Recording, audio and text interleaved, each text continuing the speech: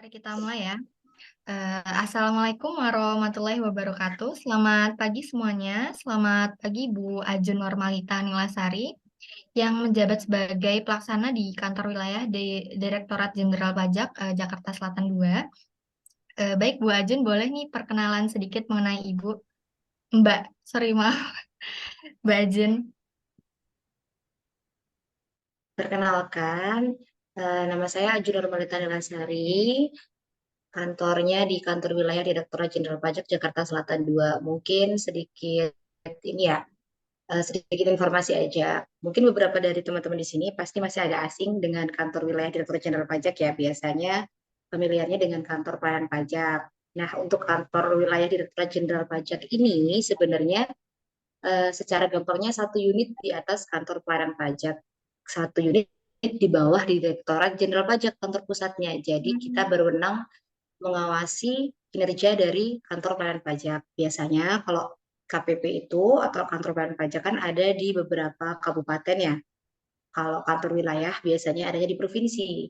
Kalau misalkan di Jogja biasanya karena satu provinsi sendiri ada KPP Sleman misalkan atau juga KPP yang lain di situ ada apa ya, Gunung Kidul ya misalkan di situ. Nah tapi kalau kantor wilayahnya juga ada sendiri di Jogja. Kalau di Jawa Tengah biasanya di Semarang seperti itu. Oke, baik Bu Ajun. Terima kasih sudah mau bersedia untuk hadir sebagai narasumber kami ya, Mbak. Sebelumnya Iya, perkenalkan kami dari kelompok 6 yang beranggotakan saya Najwa Fitri Salima, rekan saya Naufal Rahman Baihaqi, Anggun Widya Pramita, juga Avelina Mutiara Putri. Eh, di sini kami akan berbincang nih mengenai pengenaan pajak tiket di Indonesia nih, Kak. oke. Kebetulan untuk memenuhi tugas akhir praktikum pajak pusat dari Prodi Akuntansi Sektor Publik Universitas Gadjah Mada. Mungkin kita mulai aja kali ya, Kak. Boleh, silakan. Oke. Pertanyaan pertama akan disampaikan oleh rekan saya yaitu Anggun Widya Pramita. Anggun, dipersilahkan. Ya, sebelumnya kan di Indonesia ini belum lama ada konser Blackpink, terus kayak ada Coldplay, terus sama yang terakhir tuh dari Suga BTS itu. Nah, Ya, pertanyaan yang pertama tuh, apakah tiket konser yang diadakan di Indonesia itu dikenakan pajak ataukah tidak ya? iya. Ini langsung dijawab atau nunggu semua pertanyaan? Eh, Boleh langsung langsung. dijawab aja. Oh ya, Iya. tentunya untuk tiket konser tersebut pasti dikenakan pajak ya. Eh, Semua yang masuk ke kita biasanya kita kenakan pajak. Namun nanti mungkin saya akan menjelaskan lebih lanjut. Hmm, oke. Untuk yang kedua yaitu masuk dalam kategori pajak apa ya Bu untuk tiket konser tersebut? Ya, jadi untuk tiket konser itu salah satu pajak hiburan. Pajak hiburan itu dia yang memungut itu pemerintah daerah. Jadi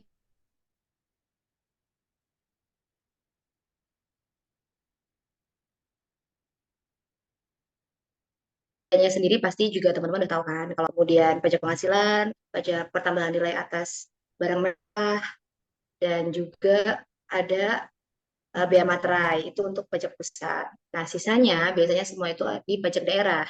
Pajak daerah sendiri terbagi jadi dua lagi, ada yang di provinsi, ada juga yang di kabupaten. Itu banyak sekali di pajak daerah, termasuk hiburan itu diantaranya bisa juga kayak tempat karaoke.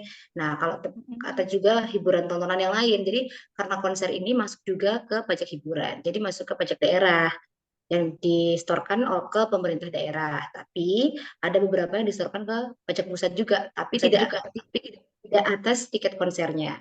Misalkan ini, misalkan kemarin Coldplay mau konser, vokalisnya Coldplay Chris Martin ya, kita sebutnya Cak Martin aja ya, ke orang Madura ya, Cak.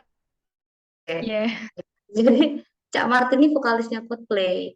Kalau penghasilan yang diterima Cak Martin ini nanti akan dikenakan pajak penghasilan 21. Nah, itu masuknya ke pajak pusat. Kalau Blackpink nih, Mbak Lisa Blackpink konser. terus yang dibayarkan ke YG Entertainment ini. Nah, yang ke YG ini akan dikenakan pasal 23, itu masuk ke pajak pusat. Namun, untuk tiket konser baik Coldplay maupun Blackpink, semuanya masuk ke pajak daerah yang akan disetorkan ke pemerintah daerah. Begitu. Hmm, baik. Terus untuk pertanyaan yang selanjutnya itu apakah pajak tersebut hanya berlaku untuk konser dari luar negeri yang masuk di Indonesia saja atau juga dikenakan pada konser dilakukan oleh artis dalam negeri juga? Untuk konser berlaku semua ya, jadi maupun artis dalam atau luar negeri tetap dikenakan pajak atas konser itu sendiri, pajak daerah sebutnya kan tadi pajak hiburan ya. Namun biasanya ada perbedaan tarif nih. Kalau misalkan artis dari dalam negeri itu biasanya nasional, kita sebutnya skala nasional itu 5%, tapi untuk yang internasional itu biasanya 15%. Tapi ada juga yang tarifnya 0%, itu biasanya skala lokal. Misalkan kayak ada band indie, nah itu juga tetap dikenakan, tapi secara tidak langsung sebenarnya tidak dikenakan ya. Tapi karena kita ada pembagian 3 jenis tarif, tarif untuk konser itu sendiri, untuk lokal 0%, untuk nasional 5%, dan internasional 15%. Oke, baik. Oke, baik. Baik, terima kasih Ibu.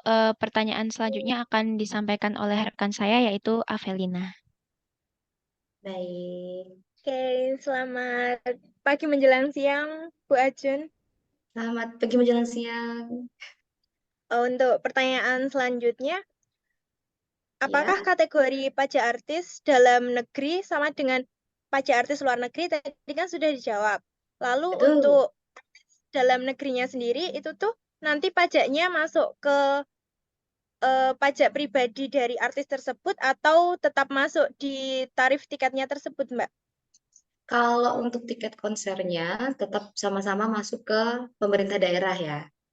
Jadi misalkan nasional nih, kita yang biasa kemarin habis konser siapa ya? Salon Seven kali ya.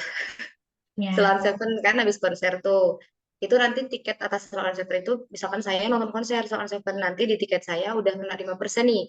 Nanti disetorkan ke pajak daerah. Terus kemarin Coldplay, aduh, Coldplay nggak dapet tiketnya nih. Berarti yang lain misalkan ya. Ada yang dapat tiketnya di sini?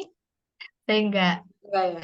Enggak. Jadi Ya, misalkan Coldplay itu dia kena 15%, itu juga masuknya ke pajak daerah. Semua tiket atas konser itu dikenakan pajak daerah yang akan masuk ke pemerintah daerah di mana tempat konser itu dilaksanakan. Misalkan di Jakarta berarti akan masuk ke pemerintah daerah Provinsi DKI Jakarta. Misalkan di Jogja berarti nanti akan masuk ke Pemda DIY. Oke, makasih Mbak untuk jawabannya. Terus untuk selanjutnya, teknis pengenaan pajak atas konser luar negeri itu sendiri dipungut oleh siapa ya? Terus untuk pelaporannya kepada siapa atau ada pihak khusus yang nanti bertanggung jawab sendiri, Mbak? Sama sih sebenarnya, mau konser dalam negeri atau luar negeri, kita sebutnya sama-sama konser karena dia masuk ke dalam hiburan ya. Jadi nanti biasanya yang akan memungut itu pihak penyelenggara. Jadi pihak penyelenggara dari konser tersebut. Nanti pihak penyelenggara akan menyetorkan ke pemerintah daerah, biasanya nanti ke Bapenda atau Badan Pendapatan Daerah. Nah, kalau tarifnya berbeda tergantung kebijakan daerah masing-masing. Tapi untuk standarnya memang 5% untuk nasional dan 15% untuk internasional. Untuk pelaporannya juga sama ke pemerintah daerah. Untuk yang tiket luar negeri itu, yang artis dari luar itu, apakah ada perbedaan tarif tersendiri untuk yang seumpamanya dari yang artis Korea atau Amerika itu ada perbedaan nggak ya, Mbak? Nggak ada. Untuk tiket konsernya sebenarnya sama-sama kita kenakan 15%. Tapi mungkin nanti jatuhnya jadi berbeda harganya karena penyelenggaranya berbeda. Jadi ada beberapa yang bisa biaya tambahan dari beberapa penyelenggara yang berbeda itu. Oke, terima kasih Mbak. Selanjutnya ada pertanyaan yang akan disampaikan oleh Naufal. Dipersilahkan. Baik. selamat siang Mbak. Siang.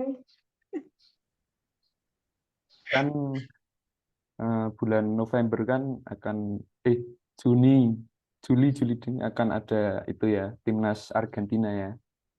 Ya. Apakah itu tarif dan pengenaan pajaknya beda atau sama Mbak sama tiket konser? Oke, itu termasuk ke tontonan bola ya. Jadi Ya. kalau bola itu sama-sama dipungut pajak daerah. Pajak daerah juga sama-sama masuk ke kategori pajak atas hiburan. Cuman biasanya untuk mekanismenya sama ya, pembayaran dan pelaporan sama. Cuman biasanya yang berbeda di tarif. Jadi kalau tiket konser tadi nasional itu 5% dan internasional itu 15%, untuk bola itu sama-sama tarifnya 10%.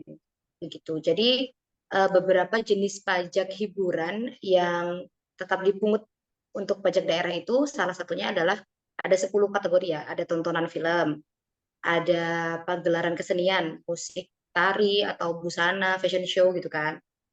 Kontes kecantikan, kemudian ada pameran, terus karaoke, sirkus, misalkan yang biasa lihat sirkus atau akrobat, Hmm. kemudian ada biliar, bowling, ada pacuan kuda, pijat refleksi, spa, terus fitness center juga, dan ada pertandingan olahraga. Jadi pertandingan olahraga ini dipersamakan dengan hiburan ya, dipersamakan dengan hiburan yang dipungut pajak daerahnya, gitu. Berarti untuk secara teknis pemungutannya sama ya Mbak sama tiket Sama, konser. ya sama. Yang bertanggung jawab juga sama Mbak. Sama yang bertanggung jawab pemerintah daerah. Nanti kalau konser itu penyelenggara konser, jadi nanti yang memungut pajak atas bola juga penyelenggaranya, penyelenggara dari pertandingan bola itu. Nanti mereka dipungut dari tiket-tiket tontonan bola itu dipungut, kemudian disetorkan ke pemerintah daerah. Baik. Terima kasih Mbak jawabannya. Sama-sama. Oke, mungkin makasih banget ya Kak Ojun udah Iya. menyempatkan waktu nih untuk hadir sebagai narasumber kami. Terus juga jika ada kesalahan kata atau apa mohon dimaafin ya Kak. Mungkin udah kali segitu aja. Apakah yang lain ada tambahan? Mungkin dari Kak Ajun atau ada pertanyaan atau apa? Sudah cukup? Kalau dari saya pribadi cukup sih. Oke, baik. Sekali lagi terima kasih ya Kak Ajun. Ini kami dari Baik. kelompok 6 izin pamit undur diri. Selamat menjalankan aktivitas ya kembali ya Kak Ajun. Iya, Selamat terima pagi. kasih banyak. Semangat Terima ya. kasih. Terima kasih Mbak Jun. Terima kasih. Iya, Makasih banget ya Adit. Kak. Makasih, Mbak. Oke. Iya, semangat ya. Ya, Assalamualaikum warahmatullahi wabarakatuh. Waalaikumsalam warahmatullahi wabarakatuh.